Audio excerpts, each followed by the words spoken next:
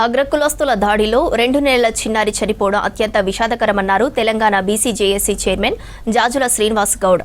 భవిష్యత్తులో కుల దురహంకార ఘటనలు పునరావృతం కాకుండా చర్యలు తీసుకోవాలని డీజీపీని కోరారు.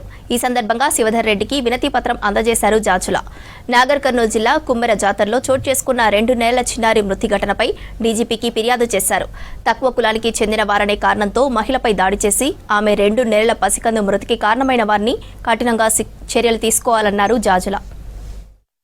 దైవ దర్శనం చేసుకుందామని చంటి బిడ్డతోటి 2 నెలల పసిపాపతోటి ఇలా మల్లన్న దర్శనం కోసం గుడిలోకి వెళ్తే ఆ గుడిలో ఇలా సర్పంచ్కి సంబంధించినటువంటి వర్గీయులు వాళ్ళు మీరెందుకు దైవ దర్శనం చేసుకుంటున్నారు, గుడిలోకి వచ్చారు అని చెప్పి విచక్షణ రహితంగా అమానుషంగా క్రూరంగా దాడి చేసి దాదాపు 2 గంటల సేపు ఆ గుళ్ళోనే వాళ్ళ మీద దాడి చేస్తున్నటువంటి క్రమంలో తమ చంకలో ఉన్నటువంటి చంటి బిడ్డను ఇవాళ వాళ్ళ కాళ్ళ మీద